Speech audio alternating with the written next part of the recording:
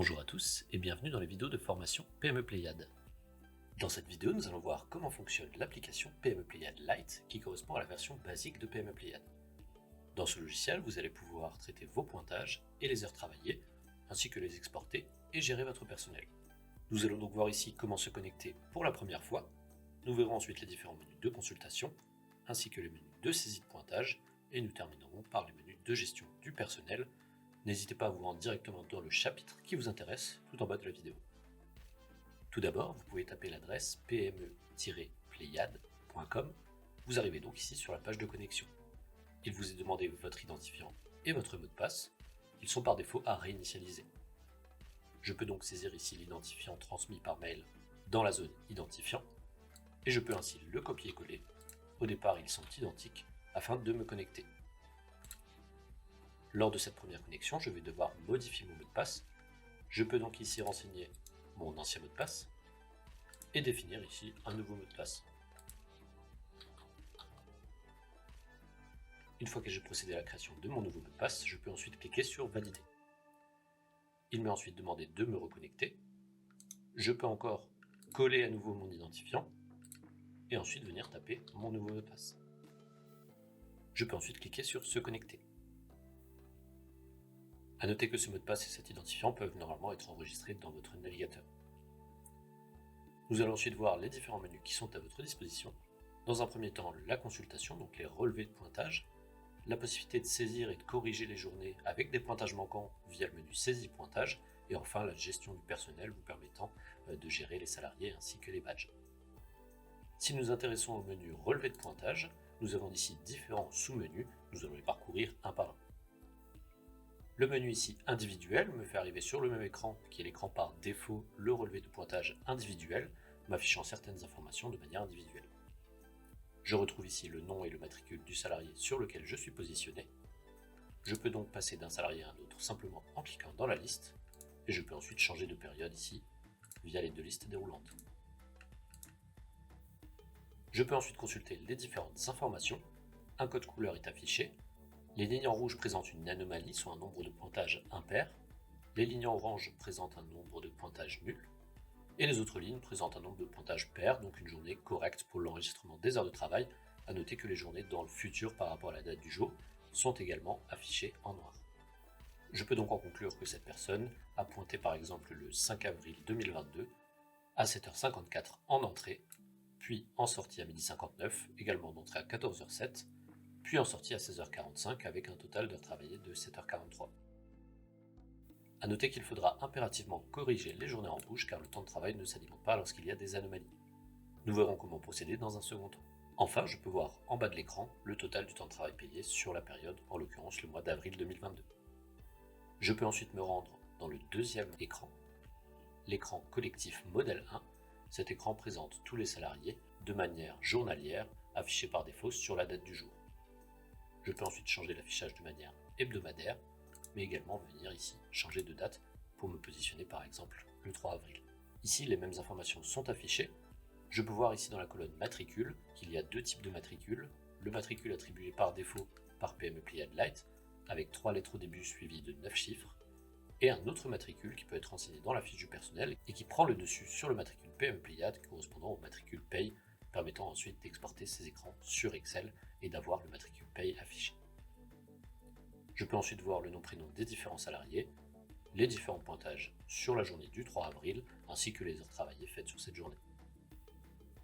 À chaque fois que ce bouton Excel est présent, je peux simplement cliquer à ce niveau-là et avoir la possibilité d'exporter cet écran sur Excel. Je peux ensuite accéder à l'écran collectif modèle 2. Cet écran affiche par défaut des informations hebdomadaires, le principal avantage étant d'avoir ici un cumul hebdomadaire par salarié. Les différentes informations affichées sont les mêmes, et je peux également extraire cet écran sur Excel ou simplement venir changer de période. L'écran suivant permet de recenser les pointages géolocalisés et les exporter selon une période. Je vais choisir ici la période du 1er au 4 avril. Je peux choisir par défaut tous les salariés ou venir simplement extraire uniquement les pointages d'un seul salarié.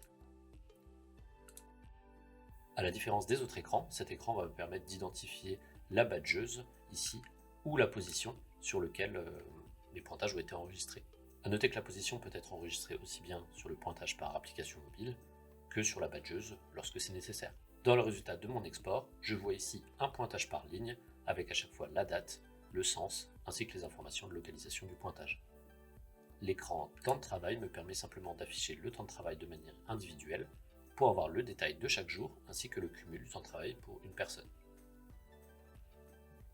L'écran temps de travail collectif me permet quant à lui d'exporter le temps de travail de manière collective sur une période que je peux définir de manière cumulée, permettant d'avoir un seul chiffre par personne sur la période, ou d'avoir le détail pour avoir le détail de chaque journée travaillée sur la période en cours.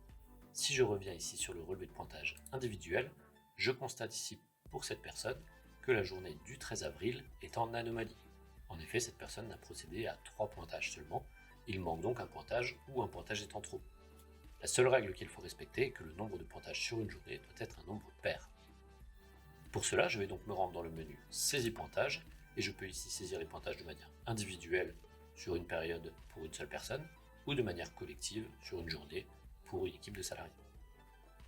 Je vais ici aller sur le menu Saisie pointage individuel et je vois très facilement ici que sur la journée du 13 avril, il manque ici un pointage. Il semblerait que ce soit le pointage de retour de pause déjeuner. Je n'ai pas besoin de déplacer le pointage, je peux simplement venir cliquer ici et saisir le pointage que je souhaite insérer.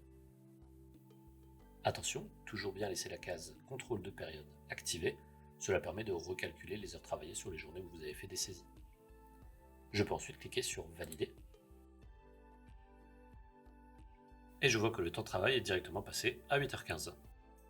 A noter que pour chacune des journées, ce sera également pareil dans le menu de saisie pointage collectif, vous verrez la présence d'un bouton avec un petit œil permettant d'accéder aux détails de la journée lorsqu'il y a plus de 4 pointages sur cette journée.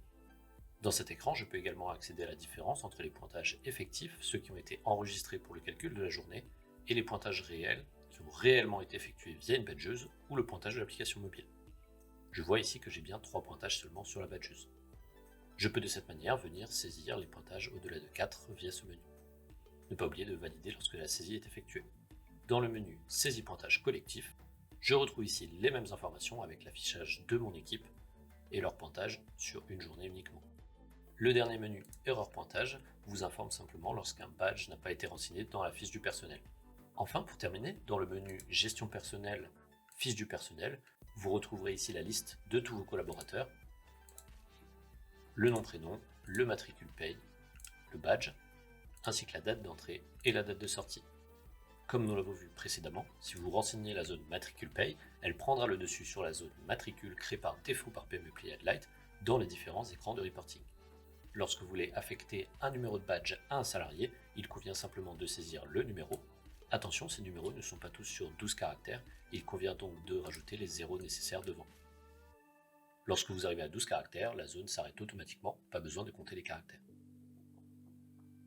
Nous allons ensuite simuler la sortie d'un salarié, et ensuite créer un nouveau salarié et lui affecter son badge. Dès qu'un salarié quitte l'entreprise, je peux simplement ici enlever, ou en l'occurrence couper son numéro de badge. Je peux lui rajouter la date de sortie. Je peux ensuite cliquer sur le bouton Valider. Et pour créer un salarié, c'est très simple. Je clique sur le bouton ici, Créer matricule. Je vais simplement renseigner un nom-prénom. Je peux renseigner le matricule paye si je souhaite faire l'association dans les reporting. Je renseigne ensuite le numéro de badge. En l'occurrence, je peux coller le numéro que j'ai coupé. Et je peux ensuite renseigner la date d'entrée de la personne. Je peux ensuite valider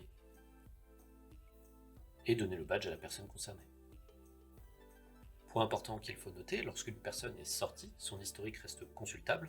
Si la personne est sortie sur les années précédentes, vous pouvez accéder à cette personne dans la liste en vous positionnant sur les années en question. Lorsque vous avez désaffecté un badge, tous les badges déjà enregistrés dans le système ne seront pas affectés et le nouveau badge prendra effet à partir du moment où vous avez cliqué sur le bouton Valider. Et dans l'onglet Documentation, vous retrouvez les différents PDF ainsi que le lien vers la vidéo complète. Voilà, j'espère avoir été le plus clair possible. Sachez que notre service client reste à votre disposition en cas de questions éventuelles.